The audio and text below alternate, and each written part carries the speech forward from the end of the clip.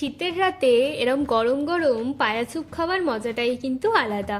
আর এই স্যুপটা কিন্তু আমাদের হেলথ, চুল, ত্বক, নখ সব কিছুর জন্য ভীষণই উপকারী। বাই দ্য ওয়ে, আমি আপনাদের Trisha and welcome to my channel Trisha tasty ট্রিটে। আর আজকে আমি বানাচ্ছি মাটন পায়া স্যুপের রেসিপি। তাহলে চলুন শুরু করা যাক। এই হেলদি মাটন পায়া স্যুপ বানানোর জন্য প্রথমে কুকারের মধ্যে আমি 2 চামচ সাদা তেল দেব, 2 চামচ মতো ঘি দিয়ে দিচ্ছি, দেব 2টো তেজপাতা, 9 থেকে 10টা গোটা গোলমরিচ, একটা এলাচ দিয়ে ভালো করে আমরা প্রথমে এগুলোকে ভেজে নেব। এবার এতে 5 থেকে 6টা রসুনের কুচি, একটা পেঁয়াজের কুচি, অল্প একটু ধনেপাতা, 2টো চেরা কাঁচা লঙ্কা, হাফ চামচ আদা বাটা দিয়ে পেঁয়াজটাকে আমরা ভালো করে প্রথমে ভেজে নেব। পেঁয়াজ ভাজা হয়ে গেলে আমি এতে 4টে মাটনের পায়া দিয়ে দেবো। এই পায়াগুলোকে আমি মাঝখান থেকে দোকান থেকেই কাটিয়ে এনেছি, আপনারা দোকানে গিয়ে বললে আপনাদেরও সেমভাবে কেটে দেবে। এবারে মাটনের পায়াগুলোকে প্রথমে আমরা খুব ভালো করে একটু ভেজে নেব। দেখুন মাটনের পায়াটা কিন্তু আমাদের ভালো করে ভাজা হয়ে গেছে। এবার আমি এর মধ্যে কিছু মশলা দিয়ে দেব।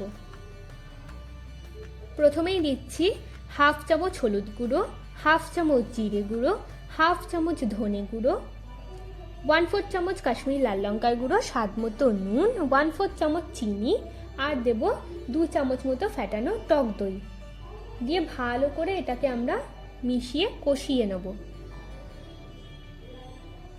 কষা কষা মতো হয়ে গেছে।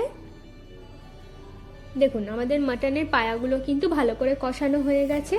এবার এতে আমি পরিমাণ মতো জল দিয়ে দেবো। জলটা আপনাদের পরিমাণ অনুযায়ী আপনারা দিয়ে নেবেন। এবার ভালো করে মিশিয়ে নিচ্ছি, নিয়ে কুকারের ঢাকনাটা আমি বন্ধ করে দেবো, দিয়ে এটাকে প্রায় 8 থেকে 9টা আপনারা সিটি দিয়ে নেবেন। এবার আমরা কুকারটাকে খুলে নিচ্ছি। আচ্ছা, এবারে কুকার থেকে প্রথমে আমি এই মাটনের পায়াগুলোকে প্রথমে একটু আলাদা করে নেব। আর মাটনের এই যে স্যুপটা, এটাও আমরা একটা আলাদা বলে রেখে দেবো। এবার একটা কড়াইয়ের মধ্যে আমি 1 চামচ মতো ঘি দিয়ে দিচ্ছি, আর দেবো হাফ চামচ মতো গোলমরিচের গুঁড়ো দিয়ে ভালো করে প্রথমে মিশিয়ে নিচ্ছি এই দুটোকে একসাথে।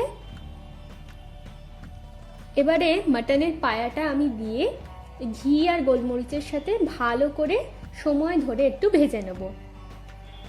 যাদের মাটনের পায়াতে গন্ধ লাগে, এরকমভাবে করলে কিন্তু এক ফোঁটাও গন্ধ লাগবে না। এবার একটা ছাঁকনি নিয়ে আমি ওই স্যুপটাকে একদম ভালো করে ছেঁকে নেব।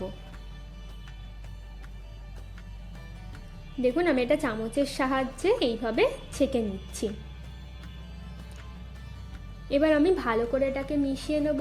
মিশিয়ে ফুটবে যতক্ষণ, ততক্ষণ আমাদের অপেক্ষা করতে হবে। দেখুন আমাদের পায়া স্যুপ কিন্তু একদম রেডি, ফুটেও গেছে। চলুন এবার এটাকে আমরা সার্ভ করে দিই। আমার এই পায়া স্যুপের রেসিপি আপনাদের কেমন লাগলো আমাকে অবশ্যই জানাবেন। আমার ভিডিওটি যদি আপনাদের ভালো লেগে থাকে তাহলে প্লিজ একটি লাইক করবেন, প্রচুর শেয়ার করবেন, আর এরকম আরও ভিডিও পেতে আমার চ্যানেলটিকে সাবস্ক্রাইব করবেন। নমস্কার।